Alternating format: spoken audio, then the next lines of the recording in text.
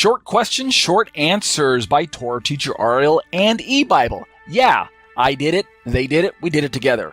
We answered this question together, right? Let's take a look at this particular question. What does the Bible say about Christian liberty? E-Bible's question, and here's my answer. Here's our first passage. For freedom Christ has set us free. Stand firm, therefore, and do not submit again to a yoke of slavery. That's Galatians 5:1, rendered from the ESV, and that's the verse we read in our liturgy for tonight. And this is the question. What exactly is the slavery that Paul speaks of here? We know that to be in Messiah is to be truly free. We can recall Yeshua, Jesus' declaration from John 8:36, where he says, "If the Son, therefore, shall make you free, ye shall be free indeed." That's rendered from the King James Version. I like that rendering. How is it then that these Galatian Gentiles wish to return to the slavery that marked their former manner of life? Why would they want to do that? Can't they see that anything less than a complete commitment to the true gospel is not good news at all and will eventually result in slavery? Why are their eyes so blinded? As is to be expected, historic Christianity interprets the slavery of verse 1 as a return to Judaism, a return to living in the confines of Torah observance or law observance, a return to Sabbaths, keeping kosher, keeping the feasts, and of course that painful commandment called circumcision. So according to traditional Christian theology, obedience to Torah is equal to bondage. You can see my little graphic there of the guy with the big weight of Torah on his back and bondage over him as a Torah scroll. However, when we go back and study the historical and sociological context of the book of Galatians more closely, we're going to discover that the standard Christian interpretation of this verse doesn't actually fit with Paul's view of Torah, and most importantly, it does not follow from the scriptural view of the Torah. What is the biblical view of Torah? When we read it, here's what we're going to find. The Torah is not bondage. Let me say that one more time. The Torah is not bondage. However, if one places their trust in ethnicity and or Torah obedience, then that person is truly a slave to their old nature, whether they know it or not. And that, of course, is something that we have to reckon with when we're reading through passages like this. The battle lines were actually being drawn not between the relevance of Torah versus the relevance of Yeshua, as I understand the passage. Rather, the lines were being drawn between the necessity of Jewish identity for covenant inclusion versus the necessity of falling on the mercy and grace of Messiah for genuine covenant membership and forgiveness of sins. You understand that? There's a contest. We have to decide in our interpretation what the contest was, and therefore we can make a practical application once we've figured out the background behind the text and the context of what Paul is actually writing about and why he described the contest the way he did. Paul doesn't need to denigrate the Torah by calling it a yoke of slavery because that's actually not the focus of the argument in the first place, even though those are the words. As we shall see in the next verse, which is needed to develop the context of verse 1, circumcision is the fulcrum by which membership into first century Israel was being weighed. Now I know some of you are saying, but Ariel, circumcision is a commandment. It's Torah. I know. Hang on. We have to define this word circumcision. So let's do that first. The Galatian Gentiles were at the crossroads of decision. Would they invest their faith in Jewish ethnicity? Or would they invest their faith in Jesus Christ, the one who died and rose again?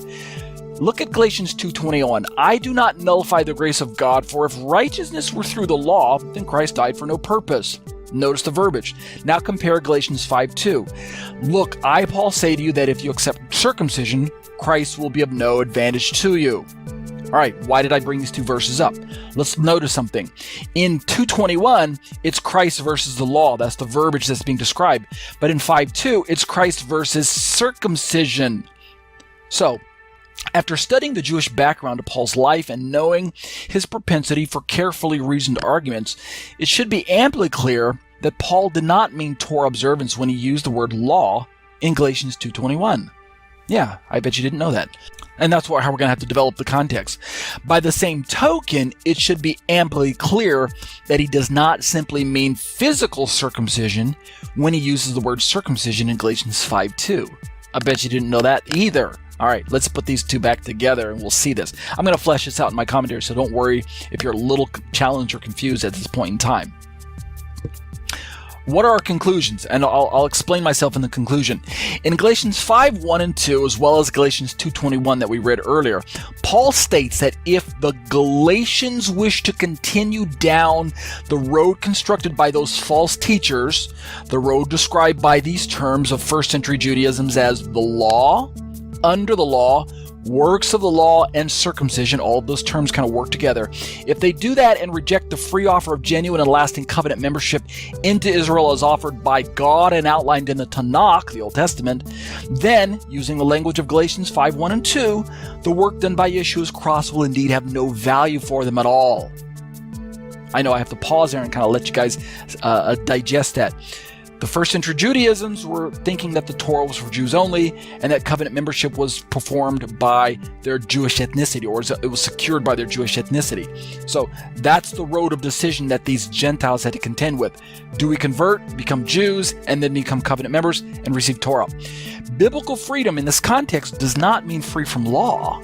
Again, knowing that Yeshua set us free from sin, its proclivities, its bondage, and its ultimate penalty helps us to understand Paul's teachings on this subject. It's the context of what Paul's talking about when he refers to freedom.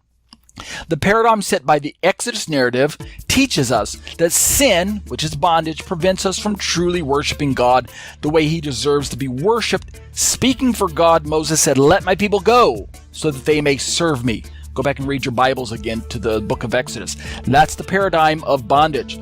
Once Yeshua makes us alive in him and sets us free, we are then free to worship God properly without the fear of condemnation or bondage to sin. Do you understand the paradigm now? We're free to worship God. And what does that freedom look like? It's not free from obligation to God. It's now free too. This means that we're free to walk into Torah the way God intended it to be walked out. What does that look like? It's an imitation of Messiah by the Spirit and to the glory of God the Father. Amen. Amen. Check out my podcasts, which are available on iTunes. You can search for me in the store under the search term Ariel Hanavi.